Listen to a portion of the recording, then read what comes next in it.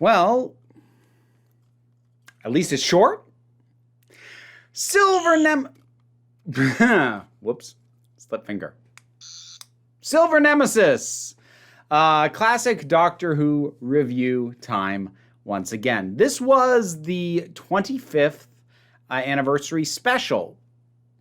And I suspect that's part of the reason it's not particularly well remembered. Actually, I think there's a number of reasons why this is not particularly well remembered. Only so many of which are actually the story's fault. Because some stories get bemoaned simply because for what they fail to be as opposed to what they actually are. And it's a question of whether or not those expectations are justified. Because let's be honest, there's nothing to signify this as a special. It was released for the 25th anniversary, but it really does feel like this is just the story we were going to tell anyway, and we put silver in the title because 25 is the silver anniversary. It really feels in no way like it is intended to be a celebration of Doctor Who, really any more than any other standard episode is.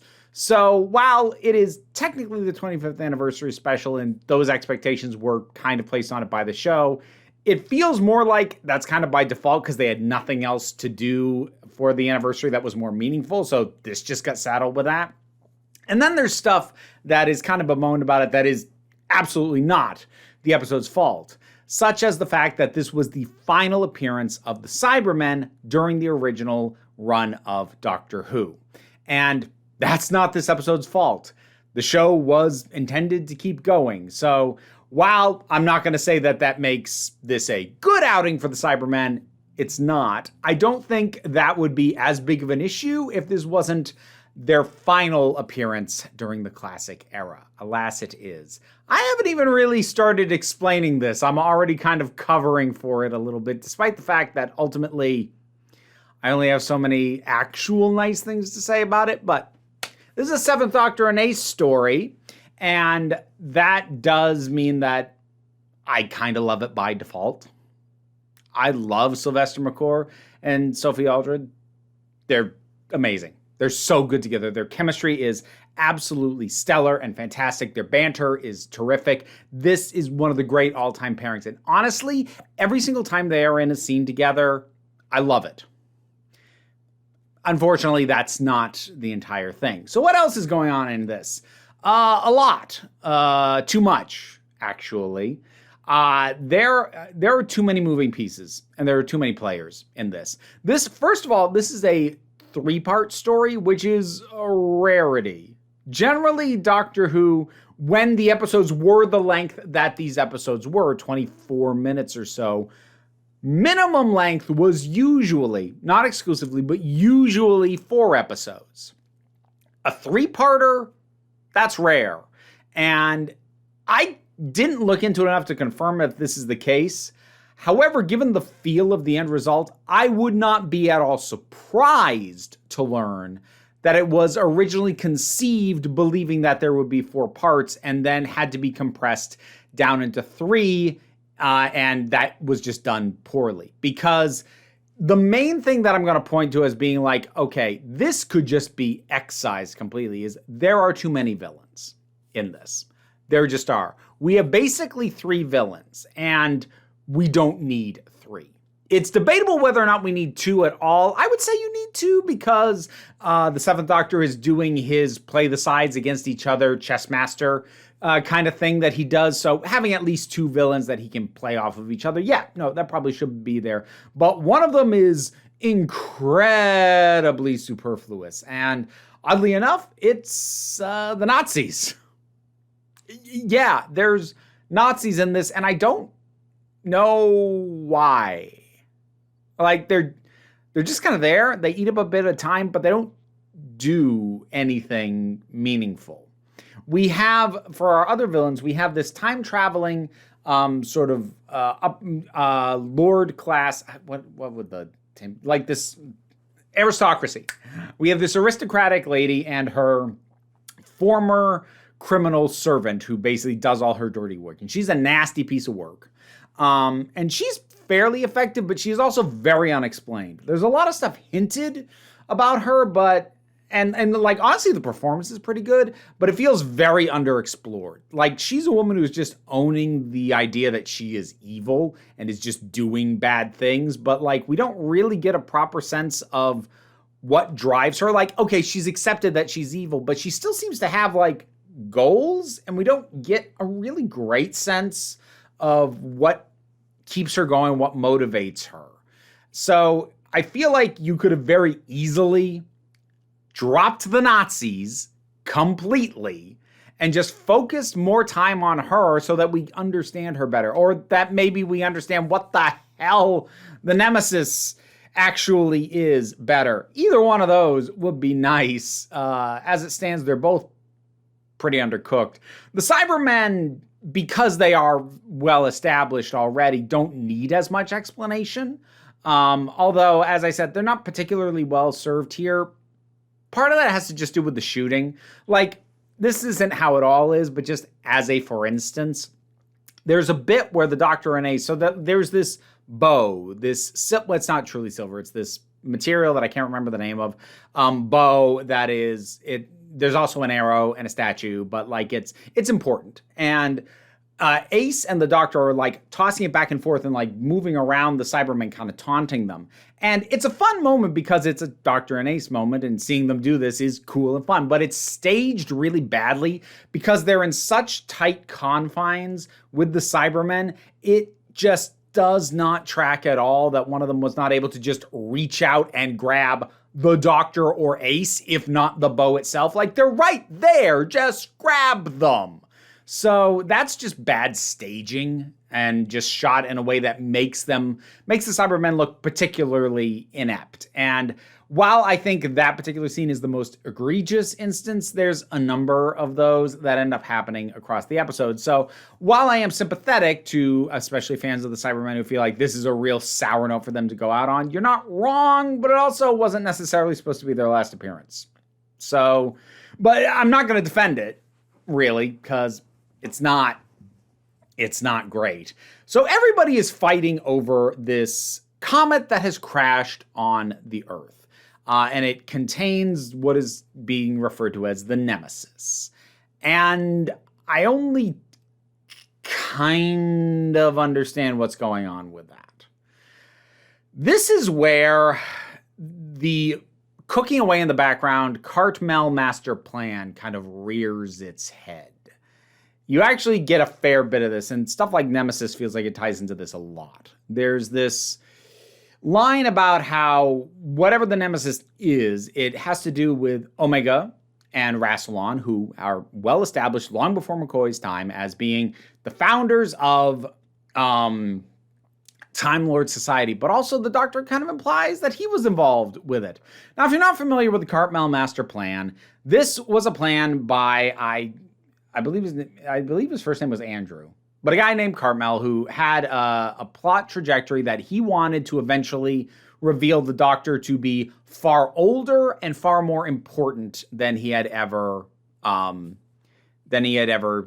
the sense of being. That he was actually going to be revealed to be, quote unquote, the other, the third being around with Rassilon and Omega to create Time Lord Society and create time travel and all of that. Now, it was a terrible idea. For the same reason that the Timeless Child is a terrible idea. The Doctor does not need to be the most important thing in the freaking universe in order to matter. He hasn't had to be that up to this point. Making him that does not make him more interesting. It actually diminishes my interest in him, honestly. I get why McCoy was the one to do it with, because McCoy was very good at selling the I've got plans within plans, a lot of stuff cooking in the background kind of thing. And that's a good personality if you're going to start going that way. It's actually one of the reasons that I'm kind of grateful that the hiatus happened, because they didn't get to do that. We did kind of get a twisted funhouse mirror version of it with the Timeless Child, at least as far as its impact on the Doctor as a character, but I'm not doing that rant again. So the little bits of it that crop up are some specific references, but also just the general feel of like the Doctor is responsible for Nemesis. He's the one who put it in orbit, and they do have the Doctor mess something up, which I appreciate when they do, especially when he's kind of seeming like all-knowing, like, well, no, he miscalculated. This thing was supposed to stay in stationary orbit. It crashed because he did some of the math wrong. And actually, I kind of like that. But it's like, he put it into orbit. He's responsible for it. He's telling Nemesis, which is sentient-ish, that, like, he can't set it free yet because he has other plans for it. It's like all this super, really heavily emphasized, ooh, what is he planning? And it's like, it's too much. Like, it doesn't need to be there. And just immediately gave me all the reminders of why the instant I read the Cartmel Master Plan as a blueprint for what they want to do, I was like, that's a terrible idea, and I'm glad you never got to do it. So that stuff is unfortunately seeping in here as well, and that certainly doesn't help. All that having been said, I still kind of enjoyed this. There's two main reasons. Well, there's one reason and there's one unintended reason. The reason that is just the thing functioning as intended is the Doctor and Ace are just so good. So many moments with them together, sitting down to listen to jazz, then using a jazz tape to block the signal from the Cybermen so that when they try and radio their fleet in orbit, all they hear is jazz. I love that. I love honestly, this is now a recurrent thing, but I love any time the Doctor brings up the Nitro 9 that Ace definitely doesn't have with her and definitely shouldn't use to blow up that ship right now. I love the way they play that because it touches on just the nature of their relationship and their banter, but also the darker aspects of this Doctor, which, when McCoy, like, when the voice drops a little bit and you know he's serious, like, it's so good. It's so good. And the two of them are just great. Like, this is peak Seventh Doctor and Ace. It just is. They are fantastic. And because it is short, while I did say the being 3 episodes hurts it, and it does in terms of the actual narrative, but in terms of the feel of it, the fact that it is short means that the Doctor and Ace scenes, they feel like they take up more time and space and energy than might have been the case if it had gotten a full 4 parts. Because I don't know if it had gotten 4 parts. And again, I have no proof that it was intended to. But if it had been 4 parts, I don't think we would have gotten new additional stuff for the Doctor and Ace. They would have just fleshed out and tried to justify the fact that there's 3 villains. But the fact that it's crammed down into 3 episodes means we are going back to the Doctor and Ace, which is by far the strongest stuff in this, pretty frequently. And because it has to cram so much into the 3 episodes, it's moving at a pretty brisk pace. It does suffer a little bit on coherence in terms of not fully explaining some aspects of it. But, like, the stuff that isn't working, it's at least moving quickly, which gets us to the stuff that does work all the faster. So, is it good? No. No. It's kind of a mess. Did I enjoy it? Would I watch it again? Yeah, I would, just for them, because they are good enough, and the story has to keep coming back to them frequently enough, and the stuff in between is moving at a good enough pace that it just feels like, okay, this doesn't really work, but boy, we're going to get to the next Doctor and Ace scene pretty quick. I can't wait. And it's always worth it. So they save this. And I don't think that a really good, core interaction and scenes between the Doctor and companion will always save a bad story. Often it won't. Often it'll be like the solve that makes something not completely terrible. But in this case, if this thing works at all, it's going to be because of them. And they're just that good. Yeah. Silver Nemesis. It's not good. But I still had fun with it. There you go. I could spend all day pulling apart all of the little bits here and there as to why this absolutely does not work and is a little bit of a disaster. But ultimately, at the end, I smiled and I had a good time. Ha! What are you going to do?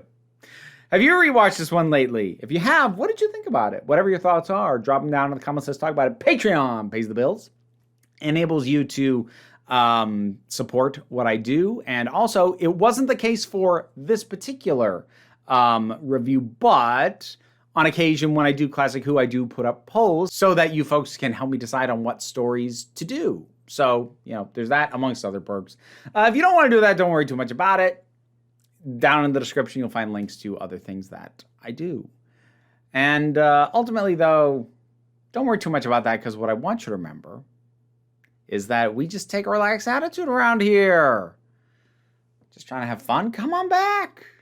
Next time you need a break.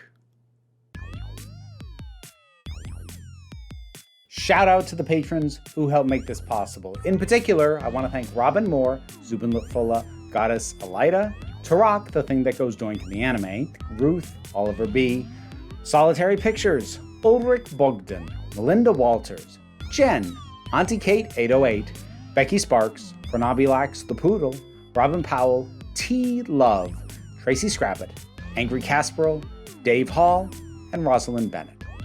There's being able to hear me try and pronounce your name, plus a whole bunch of other rewards in the Patreon. You can check out the tiers, but if you're already on the list, thank you so much.